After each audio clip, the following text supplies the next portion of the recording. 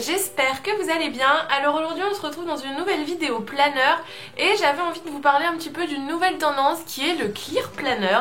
Donc le mien je l'ai eu sur Amazon, vous pouvez en trouver des un peu moins chers sur AliExpress mais il faudra compter un délai plus long pour le recevoir.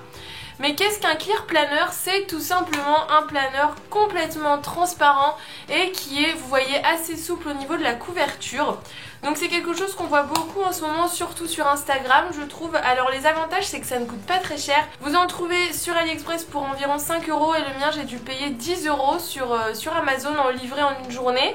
Donc c'est vraiment pas cher, donc pour celles qui commencent ça peut être un super support. L'avantage aussi c'est que vous allez pouvoir voir votre couverture, chose qu'on ne voit pas dans les autres planeurs, donc j'ai trouvé le principe super sympa.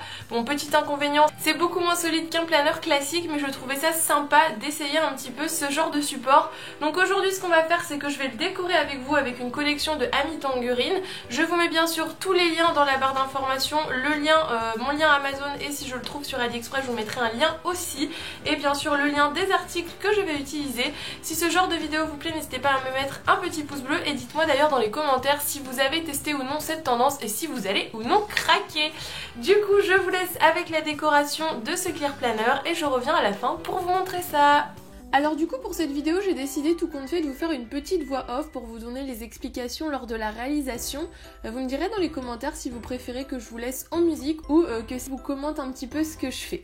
Donc premièrement, comme vous pouvez le voir, pour faire mes intercalaires je me sers déjà d'une feuille d'une recharge format personnel pour avoir directement le format et je coupe du coup toutes mes intercalaires dans des papiers de couleur.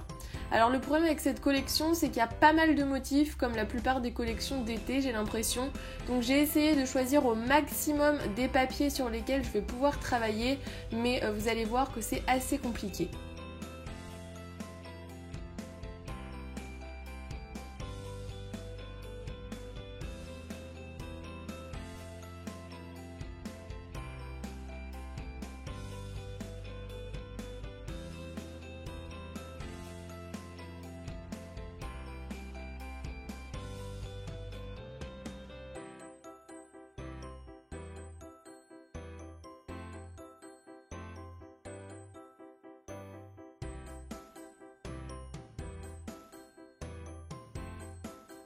Alors du coup voilà les papiers que j'ai sélectionnés, donc il y a vraiment le fleuri qui a un peu de motif par rapport aux autres mais je trouve que ça va. Alors au niveau des intercalaires j'ai décidé de réutiliser ma perforatrice spéciale intercalaire qui vient de chez Wear Memory. J'avoue que quand j'ai pas trop le temps et que j'ai pas envie de me casser la tête avec la table punch board, j'utilise pas mal cette petite perfo, je la trouve plutôt pratique et les formes d'intercalaires sont plutôt pas mal. Du coup j'en ai découpé 6 pour faire du recto verso et j'utilise ce petit outil qui m'a été envoyé gratuitement par la marque pour que je le teste. Donc c'est un tampon autocollant de la marque Tessa et je l'ai testé tout au long de cette vidéo et pour d'autres réalisations. Donc je vous avoue que c'est pas mal, ce qui est bien c'est que c'est repositionnable donc vous pouvez coller et décoller. Par contre je m'en sers uniquement que pour les gros éléments maintenant parce que je trouve que pour les petits éléments c'est un peu compliqué. Mais pour coller tout ce qui est photo etc je trouve que c'est vraiment pratique. Du coup j'ai décidé de coudre mes intercalaires pour changer un petit peu et je n'ai pas pu utiliser ma machine à coudre parce que je n'avais plus de fil blanc, ce qui est un peu dommage. Du coup j'utilise ce petit outil que je vous ai présenté dans mon dernier haul qui est d'ailleurs très pratique, franchement je l'ai utilisé plein de fois, c'est génial. J'étais un peu réticente par rapport au prix mais je ne regrette pas du tout de l'avoir acheté. Du coup, une fois que tout est perforé, c'est beaucoup plus simple, vous voyez, pour passer notre aiguille et ça nous permet aussi de faire des espacements réguliers. Il faut encore que j'achète un petit tapis en mousse qui va être plus pratique pour perforer les trous, mais pour le moment, j'arrive quand même à me débrouiller.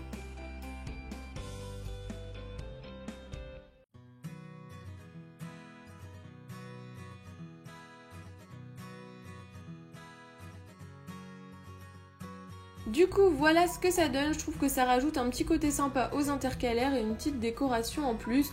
Pour perforer comme d'habitude, je pense que vous la connaissez, c'est ma perforatrice de chez Rapesco. Rien à dire dessus, hein, elle est géniale mais je vous l'ai déjà présentée dans multiples vidéos et je m'en sers toujours autant. Du coup voilà les papiers rapidement que j'ai choisis à l'arrière et du coup on va passer à la décoration. Donc je commence par le dashboard où je vais coller pas mal de petites étiquettes.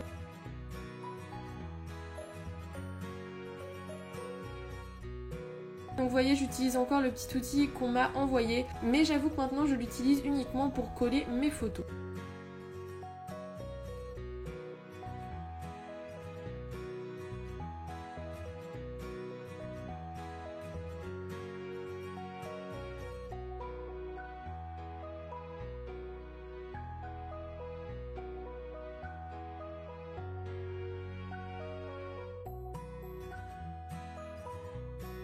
Donc vous voyez, on a vraiment l'option repositionnable qui est plutôt pratique.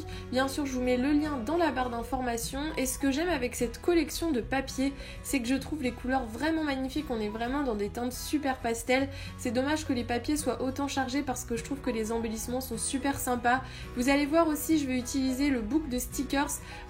Pareil, les stickers sont magnifiques. Le petit bémol que je pourrais mettre si vraiment il fallait que je fasse une critique, ça serait de dire que c'est dommage qu'ils soient tous en version transparente parce que vu qu'on a des papiers chargés, vous allez voir que des fois ça ne ressort pas forcément très bien, mais sinon j'ai rien à dire, je la trouve vraiment très jolie comme collection.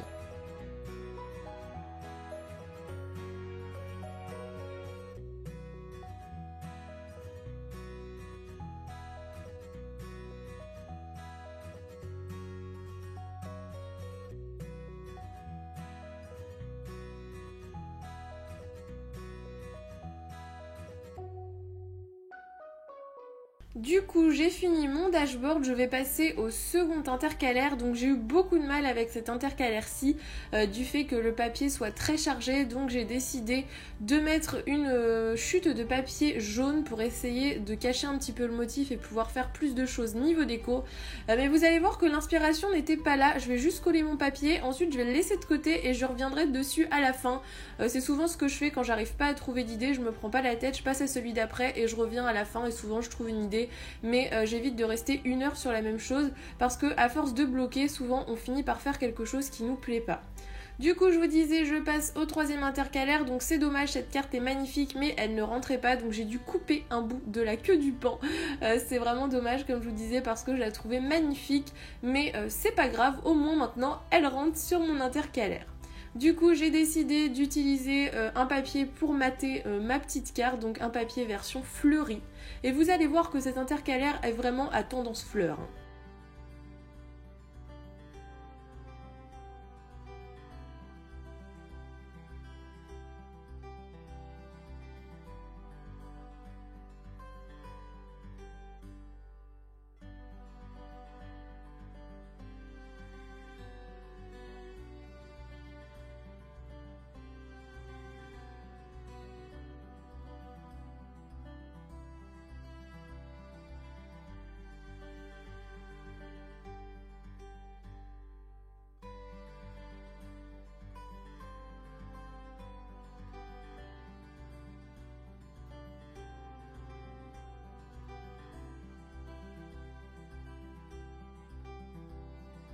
Du coup, je ne vous avais pas menti, hein. On a bien des fleurs de partout, mais je trouve le résultat sympa.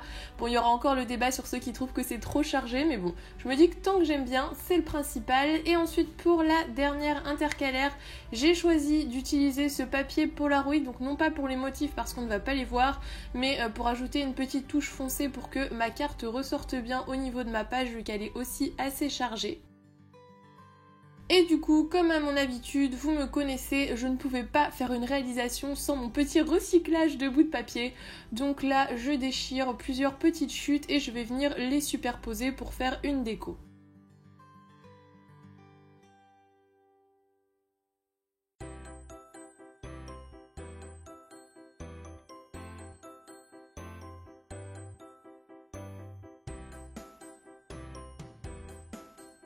Pour finir, j'ai décidé, pour changer, d'ajouter une petite fleur et je crois que si je me souviens bien, je vais aussi ajouter une petite phrase sur le côté.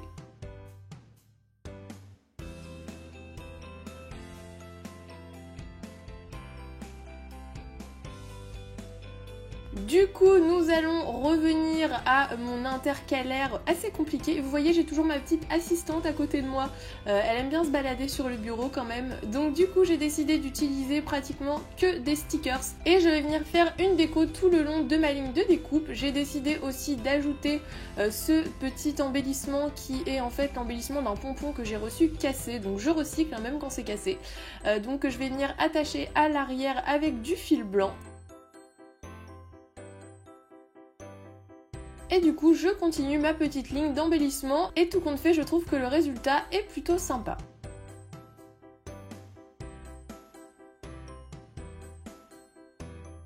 Pour finir, j'ai décidé de rajouter quelques petits papillons. Et oui, vous entendez bien mon chat miauler juste derrière.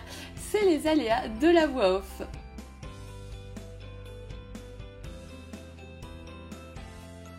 Du coup, voilà ce que ça donne. J'espère vraiment que vous aimez ces 4 petites intercalaires toutes colorées. Du coup, je vais venir les replacer dans le planeur et c'est terminé.